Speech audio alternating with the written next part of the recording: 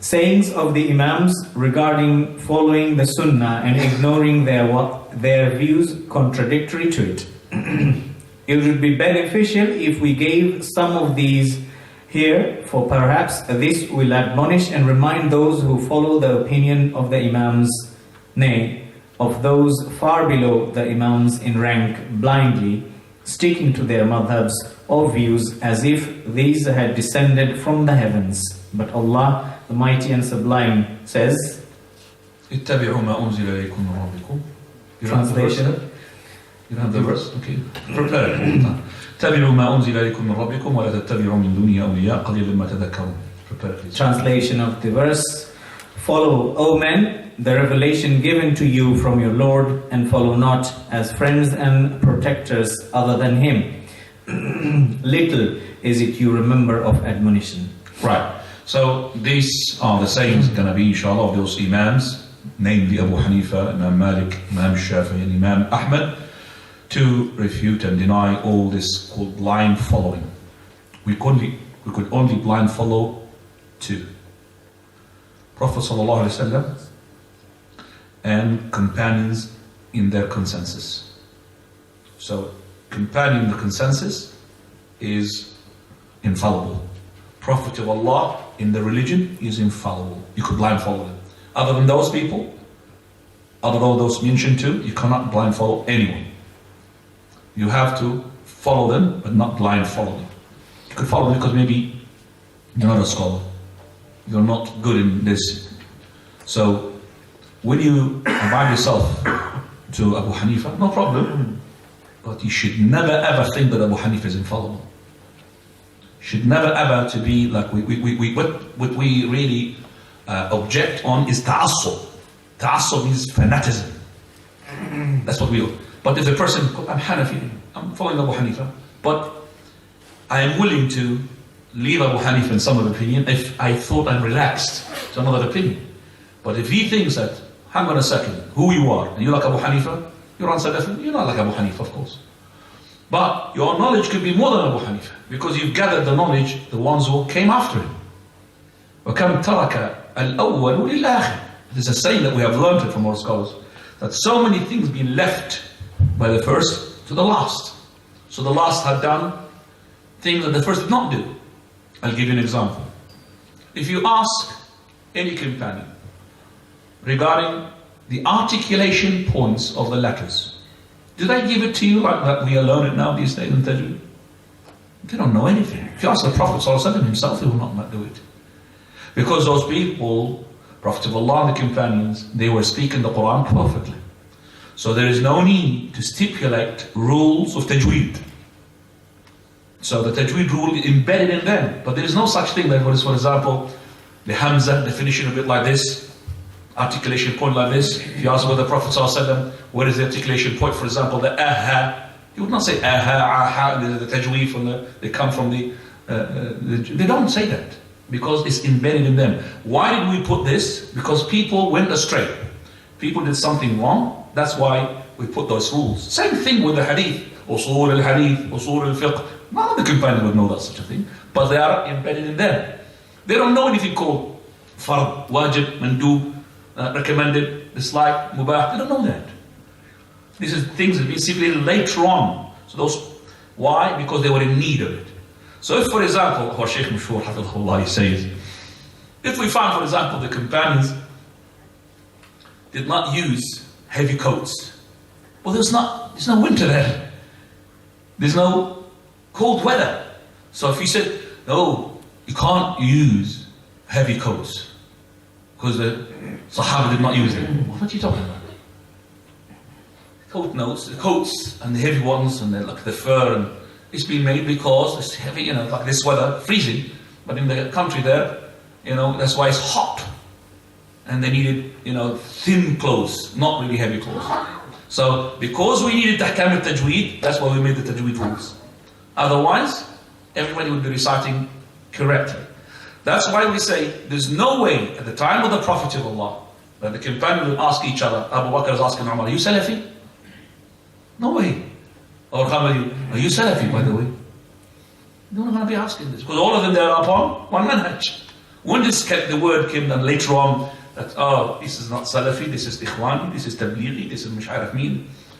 So many. Because all of them were on one manhaj. They were Muslims. All of them. They were Hizbullah. Not the one in Lebanon. Hizbullah. Hizbullah. Against Hizbul Shaitan. That's what it is. Hizbullah. There was no such thing.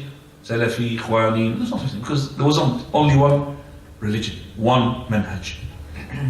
So let's just see, and you'll be surprised what Abu Hanifa and all the other scholars who are Salafi in their aqidah. Abu Hanifa rahmahullah, in just one part of his iman where he made a mistake, but in terms of his words, Salafi. Even he says words which are, you'll be surprised. So for example, he said the one who does not say Allah above the throne is a kafir. Very strong words. But people think that Abu Hanifa is Maturidi, subhanallah. It's reminds me like saying Shaykh Islam Taymiyyah is Wahhabi. Shaykh Islam Taymiyyah is before Muhammad Wahhab. Same thing with Abu Hanifa. Abu Hanifa is Deobandi. Deobandi just came after Abu Hanifa. It's nothing to do with Abu Hanifa. So Abu Hanifa rahmatullahi alayhi, he made a mistake, which is a big mistake, but everybody makes a mistake in the Masalat al-Imam. And also he made a big mistake regarding the fiqh. But he was making ijtihad. That's what he thought is right. So he'll be rewarded. And he made the Imam, which we call him Murji'at al-Fuqaha. He's the head of it. But he said, al-amal, the action is not part of the Imam definition. But we say al-Imam, qawlun wa amal, we say. He also said regarding the beer, which is made of other than the wine, is to be halal, as long as it doesn't get you drunk. So the beer out of wheat, as long as it doesn't make you drunk, is halal. The beer made of dates, like Namir al-Kufa, they call it, in Kufa in Iraq was well known, is halal. The reason behind this, he's rewarded, by the way. He made a mistake because we know later on how he made the mistake. Because he did not have a hadith to tell him. And he saw athar from the companions whom he reckoned to be authentic, that those companions, they used to drink that type of wine. So if he said this is haram, he's making the companions to be rebellious. So he said, I would die rather than to say this is haram and the companion drink it. So Abu Hanifa, when he made this halal, he made it based upon whatever information he received. So you come later on afterwards and you say, no, beer is halal. Why? Because Abu Hanifa said so. Sorry, you're wrong. But I don't think this, even the Hanafi or fanatics, when you confront them with this, they say, no, beer is haram. But your Abu Hanifa said it's halal. So why don't you just follow Abu Hanifa in one path, which you like about it, you don't follow him in another path? Is that pick and choose, is it? Pick and choose. That's what you want. No, it doesn't work like this. Either you take 100% or you do what we do. We take whatever is correct and whatever is goes along with the hadith. For virtually all the scholars, you listen to what they say now and you'll be surprised. Abu Hanifa. Number one, Abu Hanifa rahimahullah. Before I start, what time is the Isha? Muadhin? 38.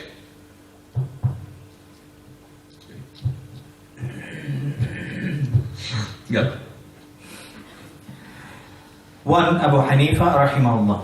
The first of them is Abu Hanifa Nu'man ibn Thabit, whose companions have narrated from him various sayings and diverse warnings, all of them leading to one thing: the obligation to accept the hadith and to give up following the opinions of the Imams which contradict it.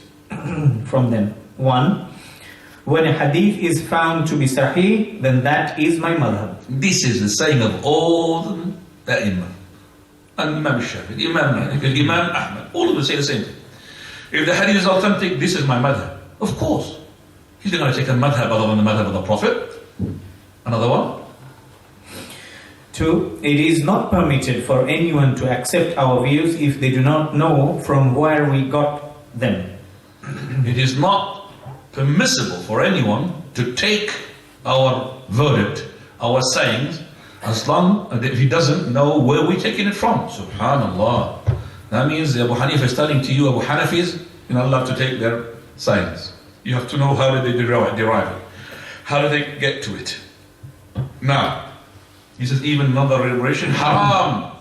Go on. In one narration, it is prohibited for someone who does not know my evidence to give verdicts on the basis of my words. Allahu Akbar. To give verdict on basis of his words without knowing what is his proof, haram, he says. Another narration adds, for we are mortals. We say one thing one day. Mortals. Yeah, mortals. We say one thing one day and take it back the next day. Well, we are actually human beings. That's what it means. We are human beings. We make mistakes. We say something today, tomorrow we change our mind. In another narration? In another narration, woe to you, O Yaqub. Do not write down everything you hear from me, for it happens that I hold one opinion today and reject it tomorrow, or hold one opinion tomorrow and reject it the day after tomorrow. Allahu Akbar. Yeah, Yaqub is Abu Yusuf. He's a premier student of Abu Haneefah. He said, don't write everything you hear from me. What are you doing? For verily, a person like me would say something today, then I will leave it tomorrow. And I would say something tomorrow, and I would leave it the day after. SubhanAllah. Now,